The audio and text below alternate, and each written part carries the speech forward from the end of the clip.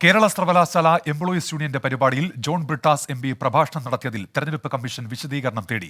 Kerala university രജിസ്ട്രാറോട് വിശദീകരണം തേടുകയായിരുന്നു. ബി.ജെ.പിയുടെ പരാതിയിലാണ് നടപടി. MG പ്രതീഷുണ്ട് തിരുവനന്തപുരത്ത് നിന്ന്. പ്രതീഷ്, വിവരങ്ങൾ.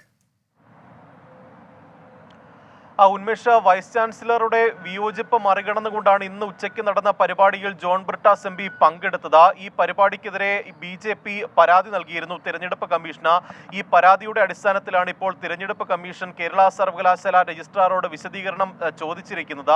ഈ തിരഞ്ഞെടുപ്പ് ഡ്യൂട്ടിയിൽ ഉണ്ടായിരുന്ന ഉദ്യോഗസ്ഥർ ഉൾപ്പെടെ ഈ പരിപാടിയിൽ പങ്കെടുത്തു എന്നതാണ് പ്രധാനമായും BJP നൽകിയ പരാതിയിൽ ചൂണ്ടിക്കാണിക്കുന്ന കാര്യം. ഇതുൾപ്പെടെ ഉന്നയിച്ചുകൊണ്ടാണ് ഇപ്പോൾ തിരഞ്ഞെടുപ്പ് കമ്മീഷൻ സർവകലാശാലയോട് വിശദീകരണം തേടിയിരിക്കുന്നത്. നേരത്തെ ഈ പരിപാടി തിരഞ്ഞെടുപ്പ് പെരുമാറ്റച്ചട്ടങ്ങളുടെ ലംഘനമെന്ന് ചൂണ്ടിക്കാട്ടി അനുമതി നിഷേധിക്കണമെന്ന് VC രജിസ്ട്രാർക്ക് നിർദ്ദേശം നൽകിയിരുന്നു. എന്നാൽ ഇത് മറികടന്നുകൊണ്ട് നടത്തിയ പരിപാടിക്കെതിരെയാണ് ഇപ്പോൾ BJPയും രംഗത്ത് വന്നിരിക്കുന്നത്.